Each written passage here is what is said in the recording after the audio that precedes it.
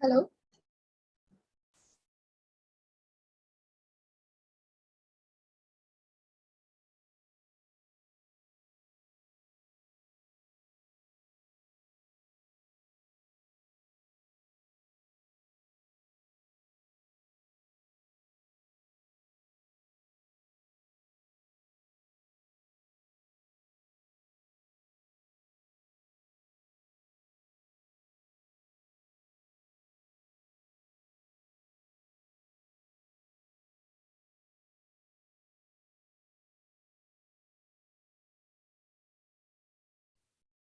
Hey everyone, I think we're going to wait for a bit more. Are we, Shiv Ranjani, are we waiting for more people to join?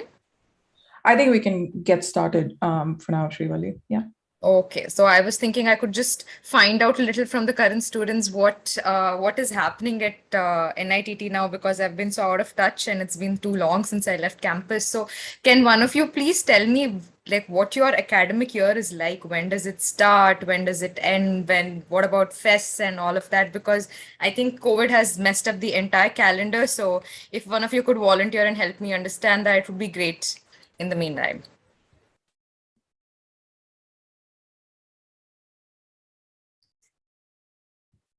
Anyone? Hello. Actually, the first years are still not on campus, so we are not really good.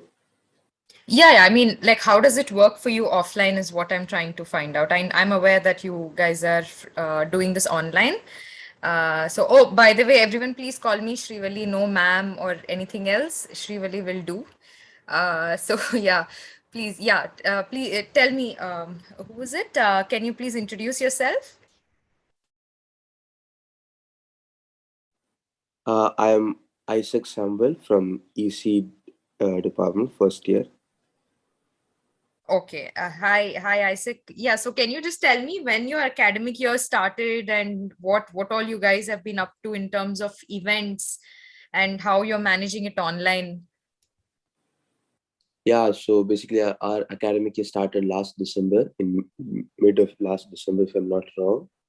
And we had our first semester, first NSEMs on February. And meantime, the NIT Fest got over, and there were competitions, online competitions, in which the first years did participate, but I don't know how well it went. I didn't participate much, but yeah, NIT Fest is over. We got video clips of the branch which won it, and then Aveg is coming up. Festember is also coming up, but by Festember we believe we'll be there in campus, hopefully. And then there's Pragyan also. Pragyan, no inductions haven't started, but till Festember, inductions are over. Okay. And you guys were allowed to participate in NIT Fest? Yeah, we did have a few programs like dance program, and there was classical music, if I'm not wrong. Sorry? There were dance competitions. Dance competitions. Oh, Yeah. okay. Oh, so things have changed then, because when we were in college, first years weren't allowed to participate in NIT Fest. We were only a part of the organizing committee. So that's nice then. So I think we can thank you so much, Isaac, for volunteering. I know it's a Sunday morning and everyone must be thinking, who's this woman who's agreed to spoil our Sunday also?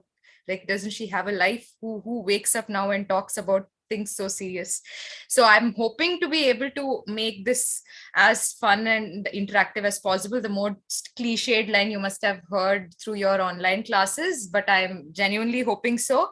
So on that note, let's get started. I'll introduce myself briefly. My name is Srivalli, and Srivalli Samineni. I'm from class of 17. And yeah, I've basically mentioned my roll number here because you type it out so much in college that it just gets etched in your head. Like I remember it more than my Aadhaar card number or PAN card number and all that. So yeah, and I am very, very grateful to NIT Trichy for everything I got in life. And you will understand that at some point during this presentation, at least briefly. So yeah, so to start off, I know you guys haven't been on campus, but I just wanted to see how much you've seen campus virtually, or if someone's been sending you pictures or whatever. So I thought, if some of you can guess what part of campus this is. This picture was taken 10 years ago when I joined college, and yes, I'm that old. So do you guys recognize this building? Anyone? Like, you can put it on chat or just raise your hand and start talking. Unmute I yourself. think it's the library. Library. Oh, that's right. Like, how do you know this? This is Kotilingesh. Yes, I think I got a note from the website, I guess. I saw a photo on the website for Okay. college. Okay, that's great. Like, can you also guess what this yellow building is over here? Honestly, I don't know what that is. Can anyone guess? I know that's a tough one because you guys might not know the geography of the campus.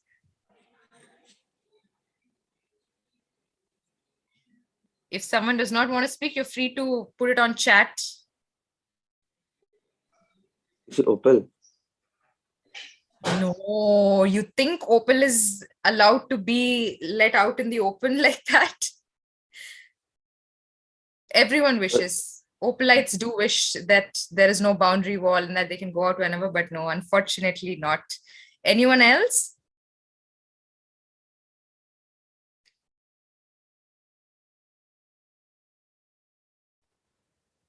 Okay, never mind. So this is the Student Activity Center. That's where your CCD is. And I don't know what else happens now, but before, like when we were on campus, we used to have a dance club, practice sessions, music club, and as well as theater club, that is TESPI, used to use those rooms over there for their activities. So yeah, that was the first one I had for you. What about this?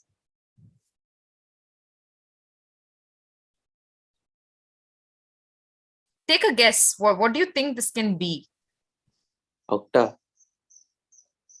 Okay, anyone else?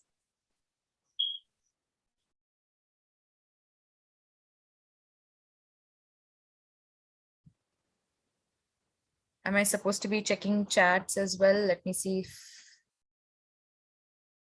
CSC department lab. Okay. Delta lab. Okay. Okay, thank you, Soham and Vaikuntraman and also Isaac. So this is actually the common room in Opal. And these are there. I mean, these common rooms used to be there in all hostels, of course, including the boys' hostels. And this was the only place where there used to be ACs. And we didn't have laptops as first years. We didn't have Wi-Fi. So everyone used to just sit in this room because it used to be super hot and try to finish their projects while some people used to watch soap operas in the common room. So we used to have a lot of fights about that as well. So I'm hoping that you guys will not go through the same thing and have a better time. I'm sure you have internet and ACs elsewhere as well. This one.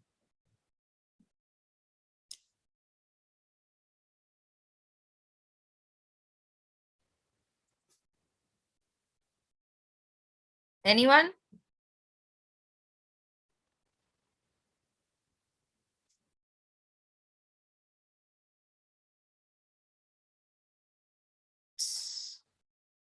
Market complex, shopping center area. That's right. Actually, it is the shopping complex. I mean, I think it's a much more refined version you'll see now when you go on campus. There's like a supermarket. I think I last visited campus in 2018, and there was a huge supermarket where you get everything. And we had like nothing at all, just juice, a juice shop and a bakery and a small kirana store kind of thing. But you guys are lucky. There's a lot of stuff available in that supermarket. We used to travel 2 kilometers or so to get something like that for ourselves. Okay. And this. So it's very evident that it's a pro show, but can you tell me which part of campus it was happening on?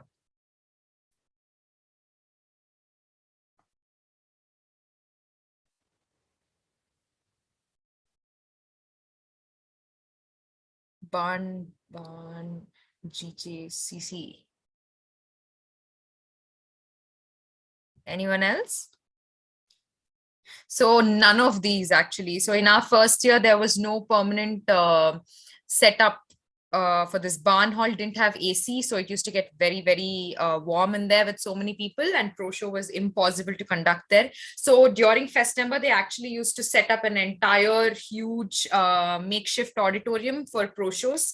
And unfortunately, Festember has a record where on the night of the most important pro show, it used to rain. So sometimes all these things, it's just a sheet, right? So that used to leak and they used to fix it and all of that. So it was a whole thing. Festember was a very, very different vibe back then. But you guys will have a much, much better experience, I'm sure. I think in the GJCC, is it air conditioned? I don't know. Can someone help me with this? I don't remember anymore.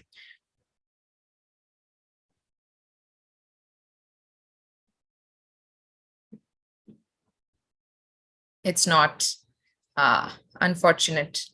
But yeah, the barn hall at least is. So let's hope you guys have a good time there. Okay, so I don't want to waste any more time of yours. So I'll just start with this thing. So a little bit about me. Like I said, my name is Srivalli. I'm from class of 17. To start from the beginning, my schooling was partly in Jeddah, which is Saudi Arabia, and the rest half was in Hyderabad. And as written here, I actually do believe that if you've been through Sri Chaitanya or Narayana or any such institutions, then you can put up with anything in life. I mean, that is still the thing I go to when I feel like my life is difficult. How many of you have been to these coaching institutes, Sri Chaitanya, Narayana? I don't know what other things have come up now, but I believe them to be terrible. Oh, I see quite a few people. My condolences, guys. I'm sure you'll have a blast at NIT Trichy after that. Yeah. Yeah. So I was in the Department of Architecture, graduated in 2017. And so far, it seems like a very normal thing, right? Like I've just spoken about my school and undergrad, which seems very normal. But what I did after college, I think that has raised a few eyebrows. And sometimes even I don't understand how I ended up where I am today. So just after college, I joined Novartis, which is a pharmaceutical company. It was based out of Hyderabad, but it's an MNC. So like after doing architecture, I joined there as a business analyst, after which I went to ISB for my MBA, which still seemed like an okay decision to make considering an MBA is generic. After which I worked with a healthcare non-profit organization called Clinton Health Access Initiative. So again, I switched industries from pharma to healthcare. And finally, now, only last month, I joined this FMCG startup called Vadam India. And yeah, so I've essentially shifted a lot of industries. And I think today I want to talk about how I went about making these decisions. And I'm not going to go into detail about my life, because I just want to give you a picture and idea of how you can make decisions for your life. So let's get started. Firstly, a disclaimer. This is not something I have invented. It's a tool that is used by many, and even I have adopted it for better decision making, because it helps us break down problems into smaller buckets, which can help you narrow down the problem, or actually realize what you need to do to get where you want to be. And one more very important thing is, if I happen to give any advice on the way during this presentation, take it with a pinch of salt, because everything I say is based on what worked and didn't work for me, my value system, my opinions and views. So it may or may not be the same for you. So do not hold this as the guide to do anything, but just a mere sharing of experiences. So this, how I made my choices, this, apologies for my shabby handwriting, but I just wanted to show how complex it was for me to, at the age of 22, when I was in my 4th year of architecture, I had to decide what to do with my life. 1 year after, just a year after that, like I would graduate in 2017. So in 2016, I had to sit and think about what my next steps could be, what my options are, what is feasible and what isn't. And these are all the things that went on in my head. I'm going to just gloss over it for now, and then we can get into detail if required, so that we can first focus on getting you acquainted with the concept of this entire process. So talking about concept maps, the reason I wanted to, I chose this topic to discuss with you guys is because I think it can really help someone who is in your position, which is, a very nascent or beginner level stage in college, where you have so many options. You have multiple things to spend your time on. So you don't know how to prioritize, or what you should be doing, what you shouldn't be doing, or even how to decide whether or not you want to do something that is coming on in your way. And JSPF application, I think, is one of the first things that you're going to face. And so this, I'm hoping that after today, using this concept map, you will be able to decide what project you want to work on and write the abstract on. And also it's going to help you with your essays, especially for your the one with where you have to write for yourself. And of course it translates to community and society as well, because it's more about self-awareness. And in general, how this entire following this entire structured way of thinking is going to help you is that when you have a major decision to make, and there are so many variables that you need to consider before you decide on one path or one thing to do, right? So this essentially helps you break that problem into different smaller questions that you need to ask yourself, and can finally help you arrive at actionables, as in what you need to do immediately in order to reach where you want to be. In that way, it's going to make you, help you make complex decisions, and ultimately also choose a career path in a very structured manner where, you can make informed decisions. So where do we start? So one thing I would like everyone to just focus on before we get into this concept is that there are three important questions that you need to ask yourself before you do anything. One is, what are you doing, or what do you want to do? I mean, that's super easy, right? Everyone knows, okay, I just woke up, I want to have breakfast, and I want to have one specific thing for breakfast. Say I want aloo paratha for breakfast. Fine, that's the what part. Next is how part. That is the question that requires a little effort in thinking, of course, because you need to think about what options you have. Okay, fine. Now that I know I want aloo paratha, how do I get these aloo parathas? That's your next question. And then after that is the why. I think why is the most difficult question to answer, because it takes immense effort to just think and come to a point where you truly understand the reason you are doing everything you are doing. And most of us tend to push that question aside just because it's a lot of effort. So, but what really works is you should start from why to understand what really matters to you, because ultimately that's what's going to help you make complex decisions. So now let's get into concept maps. What exactly is a concept map? I know it sounds like something super fancy, but it's not at all that. It's not a separate tool or technical tool or hard skill to have. It's just a graphical representation of how you understand the problem or the concept that is presented before you. So, for example, over here, if you see, we're talking about planets. This is a concept. We're trying to understand how planets work, or, what all come under planets. So in that, now you see over here, there are these nodes. Okay, these are called nodes, where the main question or the point that requires you to make a decision on, wherever you mention that is called your node. So here we say that we have planets in the universe, and that includes inner and outer, and out of inner, all four are, like say rocky. Then in rocky planet, under rocky planets, you have Mercury, Venus, Earth, and Mars. So all these lines you see that are connecting one node to another, these are called connecting links. They show a direct relationship between these two nodes. And next one is level on line. This one. So all this text that is there in between your lines, that is the text that is used to represent how exactly, with words, we are trying to define how exactly they are related to each other, these two nodes. Now, now that we've seen a structure of the concept maps, it's important to understand that at the top always is the problem or the major concept that we are trying to understand.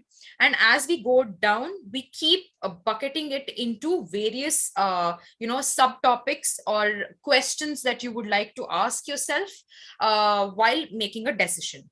So let's see how exactly we can do. To make it easier for your understanding, I've tried to take a topic that is, easy for you to relate, which is how do you choose a project that you want to write an abstract about for your JSPF application.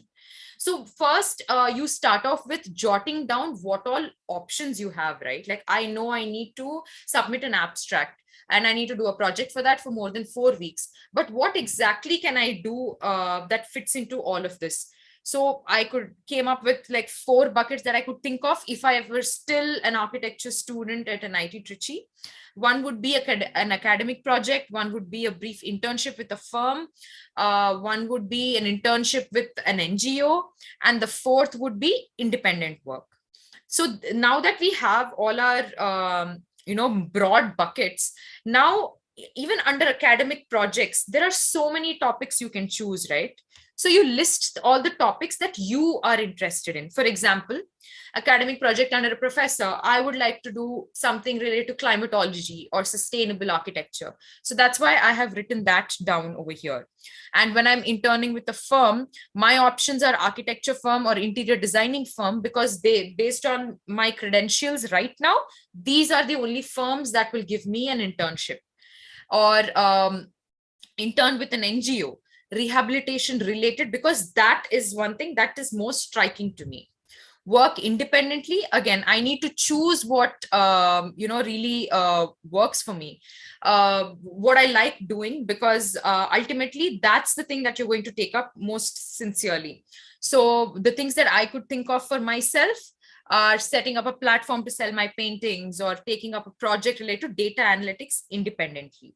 So these are my broad options. Now, the next question is, how much commitment would I require for each of this? I mean, that's very important, according to me, to consider right now, because it's a part-time thing you guys are doing. You have academics to manage, extracurriculars to manage, and you guys are staying at home, and everything is going to be online. So you will have screen fatigue also. So it's really important for you to understand what kind of commitment each of these options require, and then decide what you will be able to allocate or not allocate. For example, if I choose to do an academic project on climatology under a professor, then that would require extensive research, one.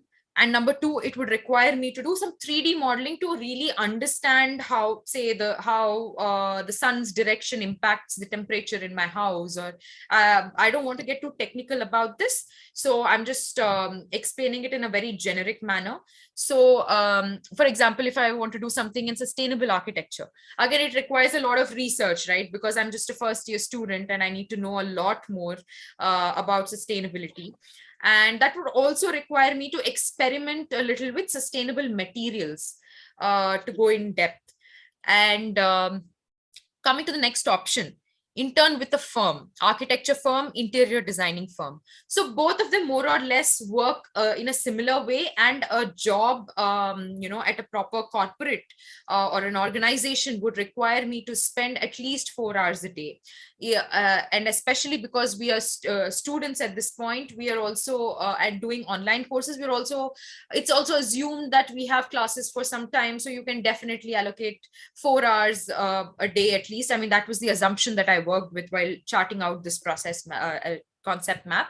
And it would probably require me to spend some additional effort over weekends to pick up the slack, because I'm doing two things, a job and education. So that's why I chose to mention this as the commitment required over here. Now, the next option that we have is interning with an NGO.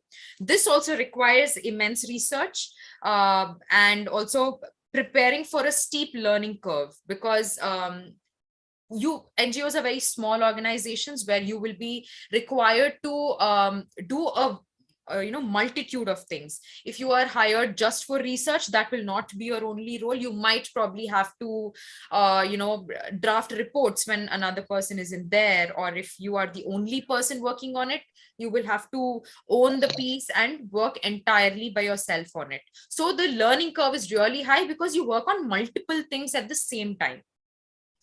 And the next is work independently.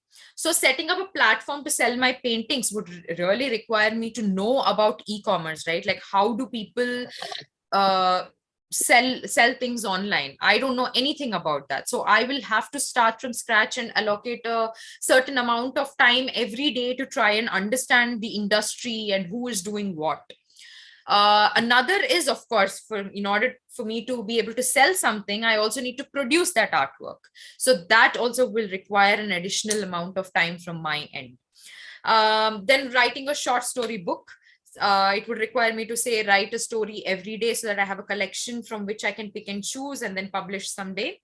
And so for that, I also need mentors, because not many people do this, and it requires some guidance in order to understand how to manage this along with your education. So going to mentors is one of the best options, because there will be people who have done this before, who will also be willing to guide you and help you in your journey. So now, after I jotted down what or how much commitment would be required from my end for each of this, now I need to evaluate if I can actually give that much time to it or not. So now, for example, research is definitely something I can spend some time on, because that would essentially require me to spend some time on the internet and read up a lot about what I want to do. So automatically, wherever I have research, that's like a green block. So here I have used the color green to sort of highlight the things that seem feasible to me, and red for those that seem not so feasible. For example, spending 4 hours a day minimum and working weekends is something I cannot commit. So I put that under red. Then start from scratch and learn about e-commerce and produce new artwork continuously. So producing new artwork continuously is very much in line with my course, which is architecture. So I could probably do that, but at the same time, if I have to learn about e-commerce and also manage academics and all the positions of responsibility that I want to apply towards inductions in college, and so then that is when I feel like, okay, maybe this is something I won't be able to do. So that's how we sort of crossed out these options. Wherever we see red, these are not going to carry forward to our next step of decision making. So for example, I have eliminated that over here and only included the buckets in which we had green. Now what I want to consider is if it is going to help my long-term goals. I mean, if I am doing something in college, ideally I would want it to contribute to something that I want to do in the future, because it all needs to add value. That is just what I'm giving you as an example here. It's not mandatory for everyone to think this way. But if this is something that matters to me, then I will have to factor it into my decision making, which is why I'm asking myself, these are all my options. Now, out of this, which one is going to help me in my long-term goals? So now research of any kind is going to help me in my long-term goals, because that helps you be more aware. And when you are aware, that's when you know what you want to go for and what you don't want to go for, right? So that is why research is automatically in green. And I have put 3D modeling in red, because I don't see myself sitting in front of a system and making 3D models in the future. So maybe, I mean, it was a good option, but if that's not something I'm going to do in the future, maybe I'll put that in red. Another one is writing one short story every day. I really don't think it's going to add up to my long-term goal of what I'm expecting for myself out of college. So that also goes in red. Now, next step is for us to eliminate those items as well, where we thought that, okay, maybe we might not be able to do those things. Now, what I want to ask myself is, I've set 4 weeks as the project timeline for myself. Now, out of the 2 buckets that we have left, that is a sustainable architecture project under a professor and rehabilitation related internship with an NGO, can I really make an impact in 4 weeks? Because it's a very short period, right? Like 1 month. So that is the last question that I want to factor in here, because I really want to make an impact. No matter what kind of project it is, I want to be able to help and see it leading somewhere and the result of it being implemented somewhere. So if I am doing an academic project and I have hands-on materials with something, in 1 week, nobody is going to let me build a house using sustainable materials. So for me, I'm not going to see anything physical. I'm not going to be able to see a physical outcome there. So which is why it feels like something I cannot probably make too much impact on. But when I'm interning with an NGO, there is work being done every day. There are deliverables every day, as in things that you are supposed to finish every day, that is ultimately going to lead to something that's going to come up in the future. So for example, I spent 4 months working on researching for an NGO, and when I'm leaving the organization, I make a I'm also working with the team on building a strategy to implement it. And 2 years later, that comes up as the same design that I worked on with the NGO, that comes up in the area that I was working in, and that is the kind of work I want to do.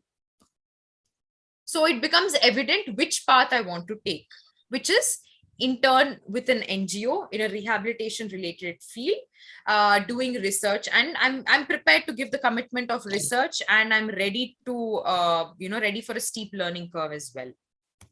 Now, remember we talked about 3 important questions: what, how, and why.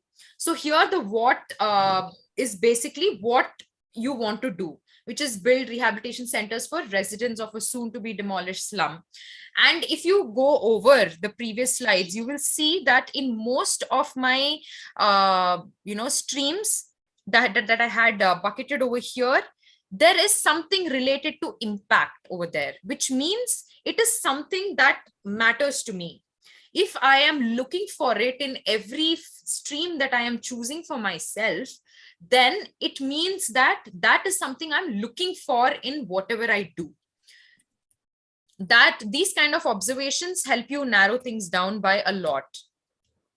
So which is why I brought it down to, I want to build rehabilitation centers for residents of a soon to be demolished slum, and impact focus is evident in my choices. How am I going to do this? By working or interning with an existing NGO in the field.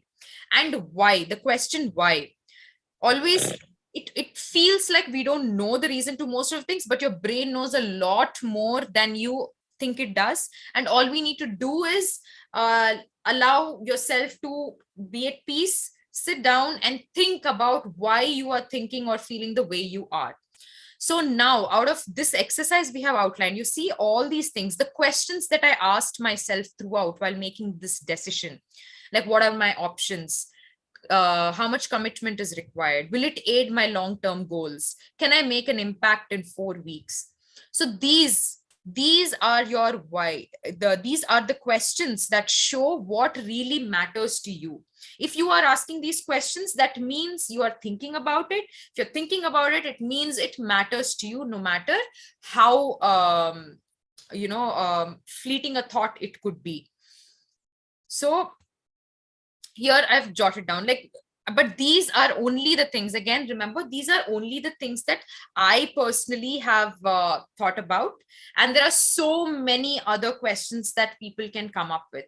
For example, will my parents be happy? I know this is something we are all told not to think about. But if it does matter to you what your parents, what will make your parents happy, then that is something you need to factor into your decision making. Then there is, are my peers doing it? Is everyone else around me doing it? We again are not, it's not the best way to think about what's good for you. But again, if it matters to you what others are doing, then it's important for you to also understand why it matters to you. So you need to factor it into your concept map. Next is, has this been done before? How did it pan out? Like, has anyone done this before, like while in college interning with an NGO, and did it really help them? Were they actually given everything that the NGO had promised them in terms of learning? Is there anyone who can help me through this? I think you all know the answer to this particular question, which is why you have mentors here with JSPF to guide you through your project, or any just any question that you may come up with during your application or even after that. Another question is, will I get paid for this? Now, it's rare for students to get paid in such roles, but it's not impossible. And if that is something that matters to you, then you need to look for options that do offer this, instead of going for something that does not pay you and then ultimately get disappointed with it. It's better for you to try for what you want, and if you don't get it, then of course look for another way, but always try for what you want. So this way you need to jot down all the things that matter to you. Now, is there, I would like to understand if there is any question that you guys have in mind, like, because you also have to talk about your projects, and I'm sure you must be factoring in a lot of things while making this decision. So is there any particular question that you would like your friends to know, or me to know, or anyone else here to know, that you are thinking about while, and you're not able to crack it and come to a decision as to how you need to really deal with that question? So like I would encourage all of you, like, if any of you have a topic in mind or a question in mind that you are really looking for an answer for, but it hasn't really come to you, so I can just give like a minute for people to raise their hands and talk, or even put it on the chat, because I think we might be able to help you in addressing that question. If not now, then outside this call. But it always helps to know what others are also thinking, while making their project draft, because all of you are in the same boat and you might be having similar questions. So yeah, is there anyone who has any question that that they have in mind about how to decide on a project to write an abstract on?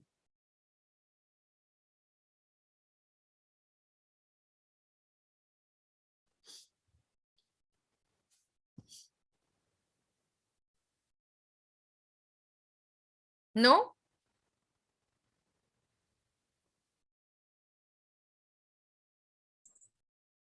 So, Yeah. yeah, the thing is, so in choosing project abstract as a first year student, I am not very sure about which field I am most interested in, and I'm just exploring 2 or 3 fields at a time.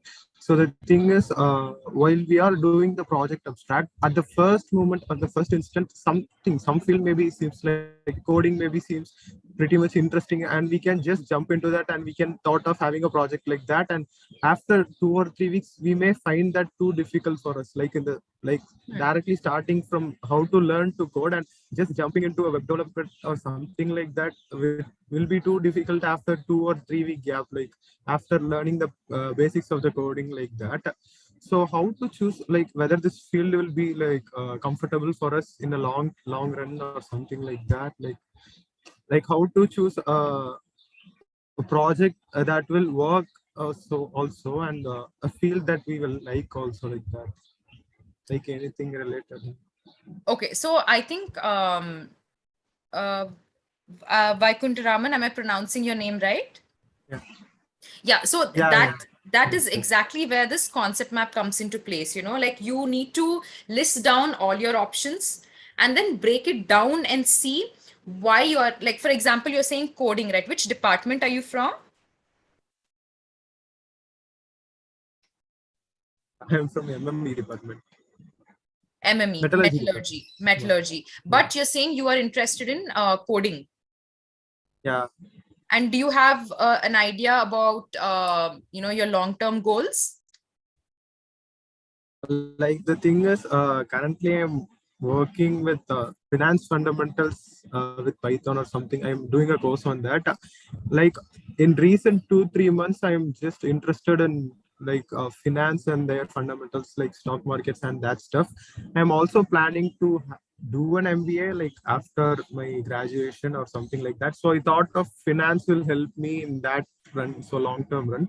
So I tried to relate coding with that. So I'm not very sure like whether it will help in my MBA or something like that, but at least I'm trying to relate finance and doing something coding and finance together. Okay, so if you want to do an MBA, I think the first important question that you need to find an answer to would be, why do you want an MBA? Like, there could be multiple reasons. It could be for a good job, it could be for managing your family business, it could be to shift from, because you're in metallurgy but you want to do something else after college, it could be because of that also. So it becomes really important for you to understand why you want an MBA. For example, you're saying you want an MBA because you want to move from metallurgy to finance.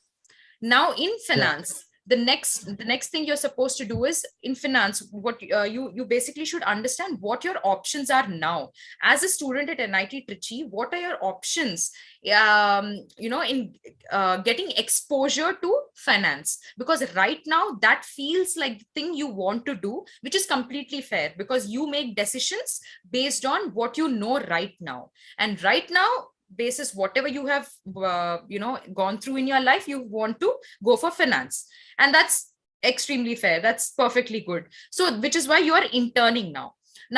Do you feel like while you're interning, you're interning with the firm, right? Or no, you're doing a course? Yeah. I'm learning now. Yeah, so when you're doing this course, do you are you enjoying it? Yeah. What aspects of it are you enjoying? Like as I said, I'm just interested in coding in the first part, and I'm doing a course like in fundamentals of finance with Python or something, and data analysis or something like that. And the thing is, like I used to I'm having a habit of just going through the balance sheet of some companies to just stock some companies for like stock market or something like that. I'm having that habit of in last 4 months or something. So while doing the course, I'm able to relate that some of the ratios or some finance fundamentals I can able to learn, and that gives me some more knowledge about knowing about the sheets or something like that. Okay.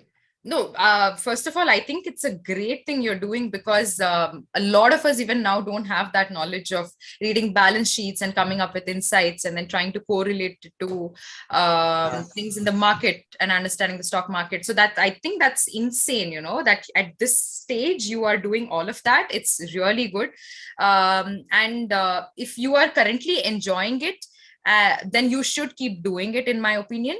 But if you're saying that at some point you stop enjoying it, what to do? Was that your question? Yeah, exactly. Like if I'm stuck at a point, whether I should continue or should I shift, at that point, what may be the possible solution? Like, should I continue some more extents to gain something more about that, or like at the certain point itself, I should deviate from the track? Okay, so what I usually do in such cases, and what like my mentors and everyone has usually suggested, is that again you have to sort of understand what all skills you have gained so far. This is a skill you have gained, and then using that, you need to explore your options for the future. Like, now that I have this degree, I've done this course, what will this lead me to? And out of all the options available, say for example, join a firm as a financial analyst, or become a portfolio manager, become an investment banker, or join a venture capitalist firm. So all of these options. Now, out of all the options that you have, again, you will have to do this exercise. Actually, let's just, yeah, you'll have to do this exercise. So here it becomes, what does it become? What track next I should go on, like that? Yeah. And here are all the options that I just listed. 4. Yeah. And then some additional questions would come in, like, will this firm take me, or is this field right for me, considering my background, my credentials? Will they also be open to taking me in? So this way, again, you need to follow a structured approach to ask yourself all the questions that actually matter, and then you will arrive at your option of what to do next in that moment. Again, it keeps changing over time, and it's completely okay. It's not set in stone that what you decide when you were 18 years old is something you should do when you're 40 years old. No. It keeps changing, and that's completely okay as long as you are putting thought into what you are doing and working towards it sincerely. So I hope I have answered your question. Like, Yeah. I would still go back to concept maps and list out my options, evaluate what seems appealing to me, what does not seem appealing to me, and then think from the other perspective. Like, think from the other person involved in this, who is the employer, who is the organization that is hiring you, and then see if my profile matches with what they want or not. And out of that, you will have some narrowed down options from which you can choose. Yeah. Yeah. Okay. Thank you. Thank you so much. I hope I was able to answer your question. And now, oh, cool. Now I just want to have like 5 to 10 minutes, for all of you to be able to draw a concept map of, let's not do the future because it might be too overwhelming and 5 to 10 minutes will not be enough for it. So can you all make a concept map? It can be, you can just sketch it out also, need not be on PowerPoint or anything, about structure your concept map and tell us how you came to join NIT Trichy and the department that you're in. Like, what all decisions you had to make in between for you to come here today to join NIT Trichy. So yeah, like, can we have like 5 minutes for you guys to be able to do that?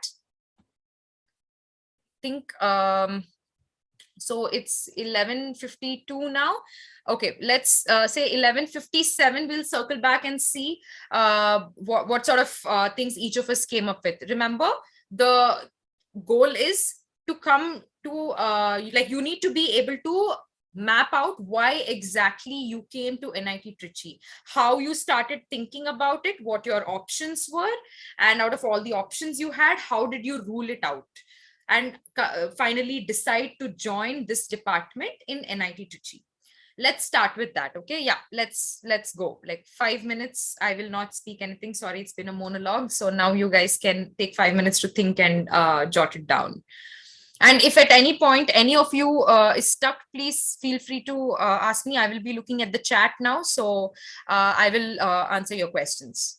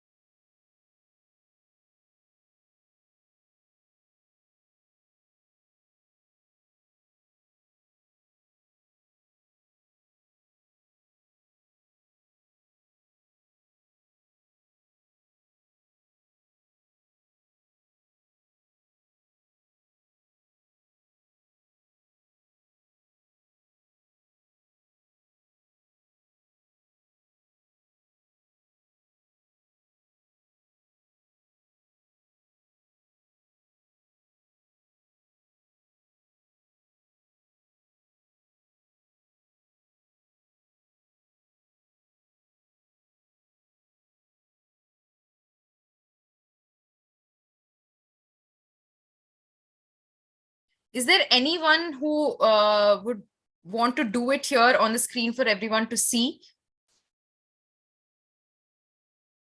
Anyone who wants to volunteer, who's very clear about, you need not be very clear also, we can think about it together here. I can ask questions and help you understand why exactly you're here at NIT Trichy. Is there anyone who wants to volunteer?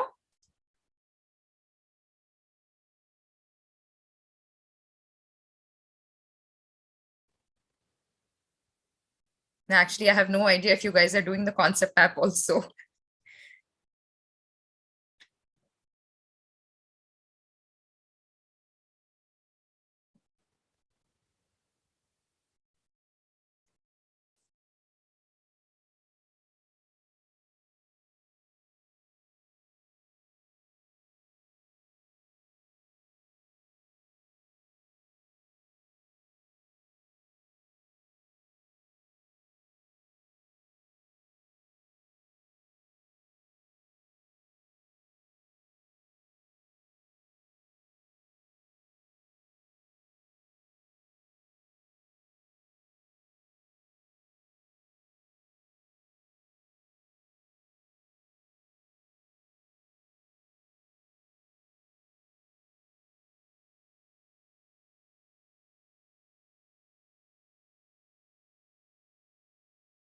Okay, how many of you are actually doing the concept map? Can you please raise your hands?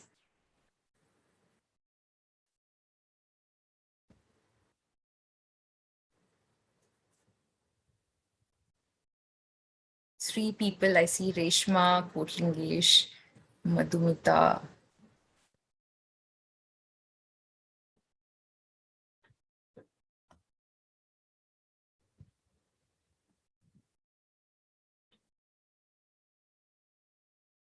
Oh, yay, not bad. Thanks, guys. Does anyone want to, show it to everyone else? If it's too personal, that's okay, no worries. But if there is someone who's done it, would be great for us to put it up here and for everyone else to know. Whoever is stuck, you will be able to help them understand where exactly they're stuck, and that would be a great thing. So if anyone is willing to volunteer, that would be really great. It would help the group a lot.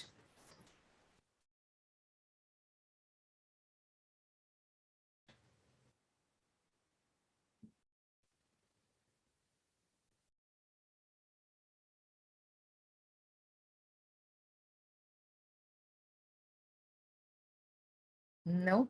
Okay, cool. No worries. But I really hope those of you who have done it, that it has given you some clarity, help you understand, the factors that subconsciously played a role in you making certain decisions. And these are the factors that you need to watch out for when you are deciding about your future as well. So the next step for everyone would be to, now that you know why you came to NIT Trichy, and you know what your options are at NIT Trichy, combining both of these, you should be able to arrive at what you're going to do after NIT Trichy. Now, just to here, I said I would talk a little about how I made my choice.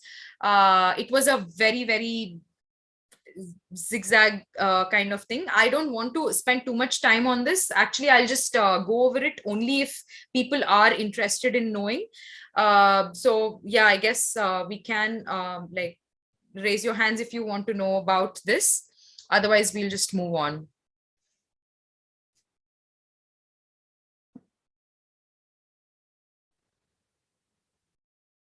Okay. Okay.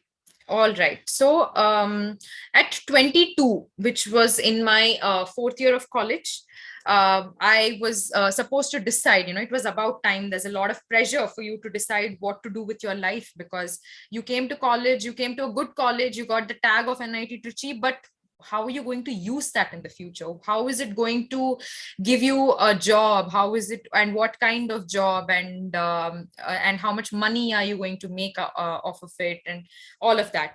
So I, for one, in second year, started feeling that I did not want to practice architecture, because I felt it's not something I wanted to spend all my day on. And there were other things that I really wanted to explore, like analytics or management and all of that. So after talking to seniors in college who have done various things, I sort of explored what my options were. One would be look for a job in the field of architecture. Two, masters in something related to architecture. Like in second year, I started feeling like maybe I want to go for psychology or something like that. So I thought, okay, maybe I can study architectural psychology, or in sustainability, or any other field that is related to architecture, but also has an element of something I'm passionate about. Then third option was MBA. Fourth option was take a break and look for other opportunities. Like I basically go back home, sit for a while, try to find out what everyone else is doing, explore my options, because there are startups that are open to giving jobs to others. People without the relevant backgrounds. So, or start from scratch in another field. Start from scratch in another field would be, probably studying again something like psychology, like take up something entirely new and go all in. Like there are people who have done that even from my batch in NIT Trichy. So it is not an option that needs to be ruled out immediately. It can definitely be done if you really want to do it. And the next thing I thought was, what should I be doing immediately for each of these things? So if I want a job in architecture, then I have to make my portfolio. If I want a master's in something related to architecture, then I need to prepare for GATE for India, or GRE if I want to go abroad.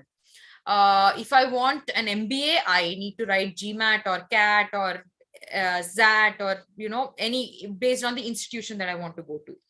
Then if I'm taking a break, then the next step is heavy research, because I have no idea what to do next, right? So I need to spend a lot of time trying to evaluate and see what my options are.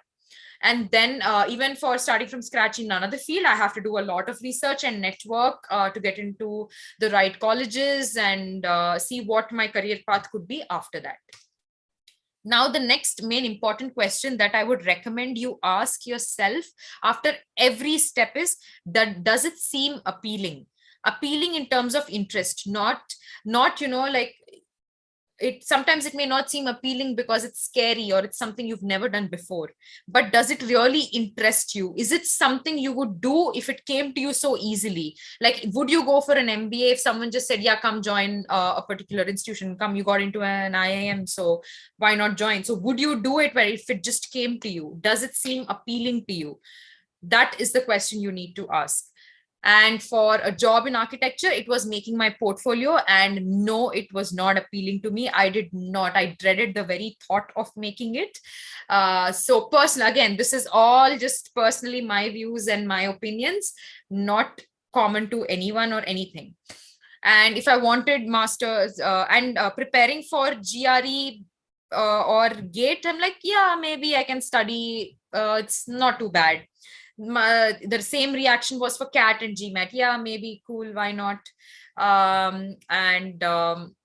About starting from scratch and looking for other opportunities, because I had to do heavy research and networking, it did not really seem appealing to me at that time. For a new job, to just sit at home and look for a new job, talking to people and starting in an entirely new field. But when it came to starting from scratch in another field in terms of education, then yes, that did seem appealing, because psychology was something on my mind. And I was like, yeah, this is something I can do. Like, why not? Sure, I can just do a PG in psychology, which is an option. Next thing I wanted to think about was financial aspect. Like, can I afford it? Can I really afford to take a break? Can I really afford to pay my tuition fees for an MBA? Or can I afford to go abroad for a master's in architecture? So I definitely wanted to factor that in, because it mattered to me. I was aware that it mattered to me. So I did ask myself that question, and yes, I could afford to go for my master's in architecture, MBA, and to start from scratch in another field, basically go for any kind of higher studies. So what would be my next steps? Now, since I have said I've identified these three as the feasible options for me in all aspects, and they also seem interesting to me. Next is, what am I going to do about it? So again, for masters in architecture, I will require to make an architectural portfolio all over again. For MBA, I have to prepare for GMAT or XAT or CAT based on whether I wanted to go to ISB, XLRI or IIMs. These were the only options I had kept for myself. If I were doing an MBA, I would want it from ISB or IIMs or XLRI and no other institution. So these were the narrowed down options for me. Now, in starting from scratch in another field, one more option that came along, which was not a very mainstream option back then, was Teach for India. Teach for India was willing to take people from all backgrounds, and I did apply to it. So in the next steps, mine was applying to Teach for India, and then I had to evaluate my chances. Now, this is what I want, and what I think I deserve, and what I think I can afford. But there are other people making decisions in this, right? It's not like if I want admission to an IIM, someone is just giving it out to me. do I have a chance? Do I stand a chance? And this is not based on just motivation, but considering the pedigree that you come from, everything, all your credentials. For example, ISB has certain criteria that you need, work experience of so many years. Then XLRIs is their entrance exam, and IIMs is CAT, and also some IIMs have grade GPA criteria, some have a extracurriculars criteria and all of that. So I had to evaluate my chances. Into ISB, it seemed like I had a decent chance because ISB looked at an overall profile and not just your GMAT score or anything like that. XLRI looked slightly bleak because the exam was extremely competitive and I hadn't done mathematics in 5 years. So I was not very sure if I would make it through. And for IIMs, I needed to give CAT, which I was very certain that I personally wouldn't have been able to do right after college. I would have to take a break and study for a while and then give my CAT if I really wanted to stand a chance in getting into one of the IIMs. And TFI, I did apply, went to the last round. I didn't make it, so automatically that got ruled out. Now, out of all the options that I had here, I did not want to take a break, right? I did not want to be at home. I wanted to be making money, which is why I ruled out the CAT option. Hence, all the IIMs were out of my way. Like I hadn't even thought about it because that's something I just didn't want to put myself through. And so I had ISB and XLRI. XLRI also, my chances seemed bleak. So I focused on ISB. So I gave my GMAT, applied, and I got in through YLP. So in 2016, before I graduated in 2017. So by 2016, I had an admit to ISB for my postgraduate in management. But ISB still had the criteria of 20 months of work experience. So I had to get 20 months of work experience after graduating college. Now ISB is very open about what kind of work experience you can come with. You could be a teacher, you could be a scientist, you could be in the army, doesn't matter as long as you have work experience. So again, there I had options, like I could work in the field of architecture or other fields. I could explore other fields because ISB is open to all of it. There are other fields that can help me cope up with the curriculum at a B school because architecture was not really in that line. So again, the next steps for that would be, for architectural experience, I would have to make a portfolio, which I had already ruled out in the beginning. So that straight away was a no for me. And in other fields, I had analytics as a glaring option because the kind of campus placements we used to have, it was mainly tech jobs, core tech jobs and analytics, and architecture students were not really involved in either of those. But that was the first year that we actually tried to get companies to consider Archi students as well, because analytical skill is something that is just that's just in you. It's not something that comes up because of a degree. You need to have an analytical mind. And luckily, some of the recruiters bought that argument, and I got placed on campus at Novartis and worked there for 20 months, and then joined ISB in 2019 and graduated in 2020. Now, this is my journey just till ISB. And after ISB, it was another plethora of things that came into my decision making. For example, now after ISB, I had a loan on my head, education loan. So I need a job that can help me pay off my loan. I need a job, say if I want to stay close to my family, then I need a job in a particular city. Then, but out of all the options available, I want only in a certain industry. But my skill set is only this much. So when you keep narrowing it down, you will arrive at a few options out of which you can explore and pick one.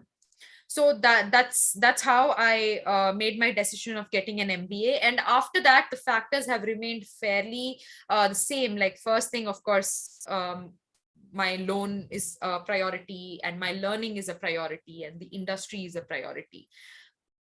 So that is how I have continued making my decisions, not just in my professional life, but also personal life. I have used concept maps in all sorts of decision making.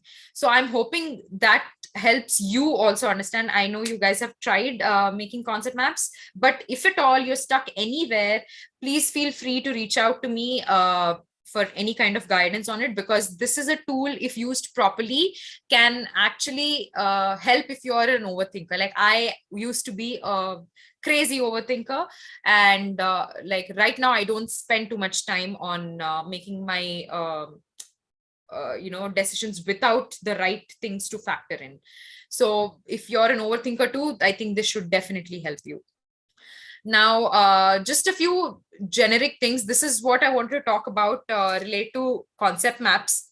And now coming to NIT Trichy and the things that it offers, I think undergraduation is the place where it's very easy to meet new people. And 1 second, there's a question in the chat. Yeah, overthinking is hell. Tell me about it. Yeah, anyway, so college. Yeah, this is when you have so many things at NIT Trichy. I know right now it's all online for you guys, which is why I think JSPF is a great platform for everyone to interact and meet new people with similar ideas, or people who are stuck at the same point in life, or someone who wants to do the same thing as you and has had their path figured out to get their guidance and all of that. It really helps to engage in all of this. And let me tell you, most of the things that I have got in life, be it the guidance about ISB, or what job to take after ISB, or what job to take after the job after ISB, all of that advice is given to me by people I met at NIT Trichy. And I think and those are people, it's not like we were in the same department or hostel or anything. These are people I met by working with working for NITFest, Festember, Pragyan, Occult, anything and everything. Because the kind of people you meet here, it's extremely diverse. It's you probably will not understand it now, but once you get out, you will understand how exactly, how different people are at NIT Trichy. And this is the first time you're meeting people who are not from the same background or community, or with the same kind of lifestyle, right? So it's a great learning experience. And one more thing is that it's okay to not know what you want. It's fine. It's completely fine to not know, as long as you're trying to figure it out on the way. Take it one step at a time, and just keep trying to focus on understanding what you're feeling drawn to, what kind of work really helps you. Like I was talking to some architecture students the other day and explaining to them that when you're working for fest like NITFest or Pragyan or Festember, if you are part of a team, say you're part of the publicity team, and within that publicity team, you are the one deciding who is going where on what day, and how we can help cover more colleges in one particular day. Then you are essentially doing the role of an operations manager. If you are handling the budget of your own expenses, in fact, if you're managing your own expenses and you enjoy it, you enjoy organizing it, you enjoy planning for it in the future, estimating how much you might spend in the next month, then what you're working on is the budget. That's finance. So everything that you do, just observe the kind of details that are making you like that work, and in those little details will lie the answer to what you might actually want to do in your future. What is the kind of work you like doing? And of course, one of the most important things, takeaways, is there are two sides to every coin. So be open to listening to others' perspective and before making any judgment. And no story is just the way you hear it. The other person is always going to have a different way. Similarly, if there was another person doing the same thing as me, their life path might not have gone the same way. And if you do the same thing as me, it's not mandated that it goes the same thing, it goes the same way. You could be doing so many other different things, because no journey is the same, and it's on you to be able to decide what you want to do. And so the most important takeaway for me from NIT Trichy was obviously the people I met there. Still some of my best friends that know everything about my life, whom I consult about very personal decisions. And of course, there are people I don't speak with very often, but when we do, it's still all the same. So I'm very excited for you guys to go back to campus and explore what's waiting for you over there, because I'm sure it's going to be a brilliant experience. And if there is anything at all that I can do, then you can reach me out on this email address, or call me or WhatsApp me on this number. But one disclaimer, if you just send me a hey or sup or like hi, I'm sorry, that's not going to work. I will need an entire context of who you are and what exactly are you expecting, because it becomes very difficult to sort of keep track of all of this, right? So I really appreciate it when people text me saying what exactly they want and give a brief introduction, because I should be able to make a connect, like how I know you or how you know me. So yeah, if you send me a hey, I'll just freak out thinking, oh my God, who is this person texting me? What have I done? Yes, there's still a little bit of overthinking left in me. So please help me avoid that and give me a full context of what you're texting me about. So with that, I have said everything I wanted to, and I'm like, it's open for questions. Like anything you want to ask, need not be about concept maps or anything, just anything you guys want to know, talk about, or talk about how good or bad online classes are, or how NIT Trichy was when I was there, or whatever. Anything, that's your call. If there are any questions, we can open it now.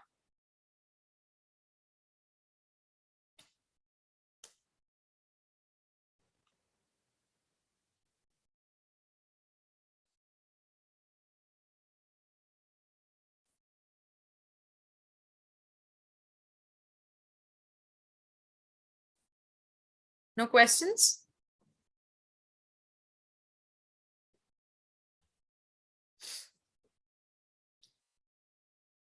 Okay, there's something